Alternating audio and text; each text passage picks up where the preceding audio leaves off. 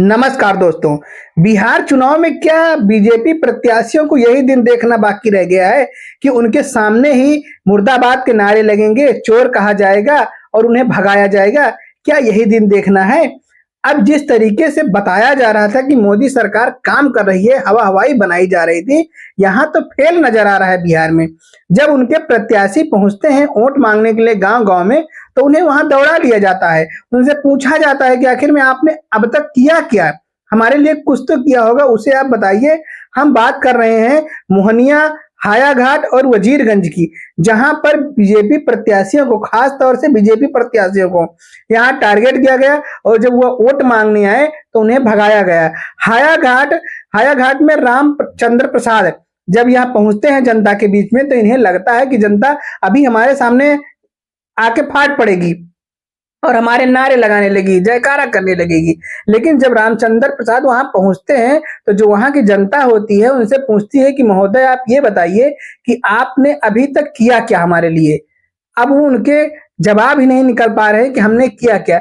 तब वहां पे जो जनता है उनके मुर्देबाद के नारा लगाने लगी और जोर जोर से उनको वहां से भागना ही पड़ गया। इसके बाद में जो है मोहनिया में संगीता कुमारी, ये संगीता कुमारी जब पहुंचती हैं अब गांव में वोट मांगने के लिए, तो जो यहाँ के लोग हैं यहाँ बीजेपी मुर्दाबाद के नारे लगाना शुरू कर देते हैं और जो है नीतीश कुमार मुर्दाबाद के नारे लगाने शुरू करते हैं। खास तौर से जो टारगेट किया गया है, यहाँ बीजेपी को टारगेट किया गया है और इनसे पूछा जाता है कि मैडम आप ये बताइए कि आपने 5 साल में हमारे लिए क्या किया है, जो आप वोट मांगने आई हैं, कुछ तो आपने किया होगा। मैडम वहां पर भड़क जाती हैं और काफी उल्टा सीधा बोलती हैं। आप हमारे स्क्रीन पर इनकी फोटो देख सकते हैं और जिस तरीके से ये बड़बड़ाती है वहां पर इनका संतुलन बिगड़ जाता है और ये कहती हैं तुम सबको देख लेंगे, तुम लोग हमारे साथ जो ऐसा व्यवहार कर रहे हो। तो वहां की जो कुछ जनता होती है वह कहती है मैंने आपके साथ ऐसा कुछ भी नहीं किया है, हमारा सिर्फ यही कहने का मतलब है कि आपने हमारे साथ किया क्या 5 साल में, आप उन कामों को तो बताइए। अच्छा, जहां देखा जाता है पूरे भारत में जितने भी जो है बीजेपी के समर्थक वो यही कहते हैं कि सरकार ने बहुत सारे काम किए। तो भैया आप देख लो, ये सारे वीडियो को भी देख लो, अच्छे से देख लो किस तरीके से अगर आपने काम किया है तो आपके प्रत्याशियों के साथ ऐसा क्यों हो रहा है। इसमें तो कोई चाल नहीं नजर आ रही है। ऐसा तो नहीं है कि ये जो प्रत्याशी है कांग्रेस के हों या आरजेडी के हों या जो है किसी और दल के हों या तो बीजेपी के ही हैं, तो आखिर में इनके साथ ऐसा बर्ताव क्यों किया जा रहा है। आपने अच्छा काम किया, आपका मैन्युफैक्चर अच्छा है, तो आपके साथ ऐसा क्यों हो रहा है। इस सवाल का जवाब नहीं दे पा रही है बीजेपी। उसके बाद में जो है वजीरगंज में वीरेंद्र सिंह जो है, ये भी प्रत्याशी हैं। जब ये भी वोट मांगने के लिए गांव में पहुंचते हैं तो इनसे भी जनता वही सवाल करती है कि आखिर में आप ये बताइए कि आपने मेरे लिए किया क्या है, हम किस बेस पे आपको वोट देंगे। अब जिस तरीके से इन प्रत्याशियों को इस तरीके से ट्रोल किया जा रहा है, टारगेट किया जा रहा है, इससे साफ जाहिर हो रहा है कि बीजेपी ने बिहार में क्या किया है।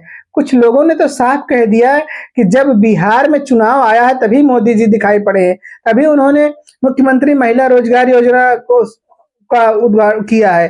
तो इस तरीके से बिहार वालों को अब चूतिया नहीं बनाया जा सकता, उन्हें किसी भी प्रकार का जो है ऐसा नहीं लुभाया जा सकता है।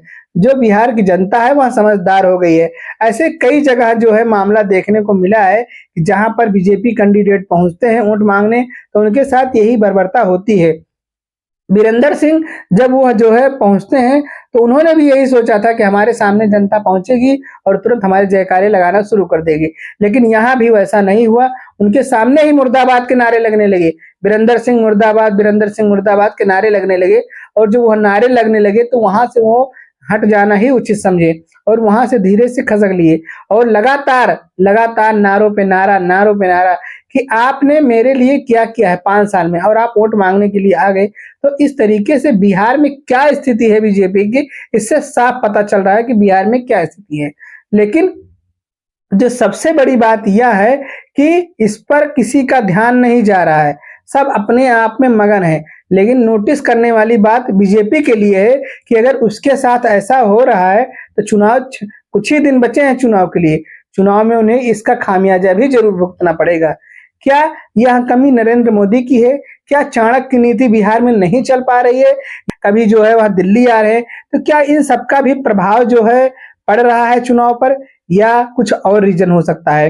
लेकिन बिहार की जो जनता है वह साफ कह रही है कि इस बार मुझे परिवर्तन चाहिए और मैं परिवर्तन करके ही रहूंगा। लेकिन सबसे शर्म की बात बीजेपी के लिए क्या है कि जो उनके प्रत्याशी अगर वोट मांगने जा रहे हैं उनके साथ ऐसा सलूक हो रहा है, तो यह प्रधानमंत्री के लिए भी बहुत शर्म की बात है, जो मेरे भाइयों और बहनों का संबोधन करते हुए कहते हैं कि मैंने बिहार में ये कर दिया। यहाँ तक कि कुछ लोगों ने तो ये भी कर दिया कि आप जो है फैक्ट्री गुजरात में लगाओगे और वर्कर जो है मजदूर बिहार से ले जाओगे, तो हम ऐसा नहीं होने देंगे। अभी आपने उनका तेजस्वी यादव का घोषणा पत्र देखा, उसमें जो है राहुल गांधी की फोटो छोटी है और तेजस्वी की बड़ी है। यानी बिहार को यह संदेश है कि जो है तेजस्वी ही आपका मुखिया है और तेजस्वी आपके लिए खड़ा हुआ है, क्योंकि और सब वहां पे गठबंधन में है। लेकिन अगर मोदी का कोई होता है तो उसमें मोदी का पोस्टर बड़ा होता है, नीतीश का छोटा होता है और सबको बताने की यही कोशिश होती है कि जो भी है मोदी है, जो भी कुछ है सिर्फ मोदी है। तो इस तरीके से लोगों को अब गुमराह नहीं किया जा सकता।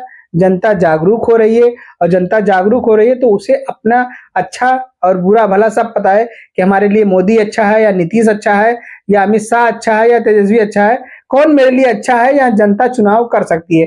क्योंकि यह 19 दशक नहीं है, अब यह नई जनरेशन है और नई जनरेशन अच्छे से अपना ख्याल रखना जानती है। उसे पता है कि हमारे लिए कौन बेहतर काम कर सकता है। और बिहार का जो हाल है वहाँ आप सबसे छुपा नहीं है, आप सभी लोग देख रहे हैं कि बिहार में जो है भाजपा की क्या हाल है, एनडीए गठबंधन का क्या हाल है और महागठबंधन का क्या हाल है। तो इस तरीके से चुनाव में लगातार जैसे जैसे चुनाव नजदीक आ रहा है, एक ना एक खबर निकल कर आ रही है और जो ये खबर निकल कर आ रही है इससे जाहिर सी बात है कि चुनाव पर काफी असर पड़ेगा। यह देखने वाली बात होगी। दोस्तों, आप लोगों को हमारी इस वीडियो पे क्या राय है कमेंट में जरूर बताएं। चैनल पर नए हैं, चैनल को लाइक करिए, शेयर करिए और सब्सक्राइब करिए। धन्यवाद।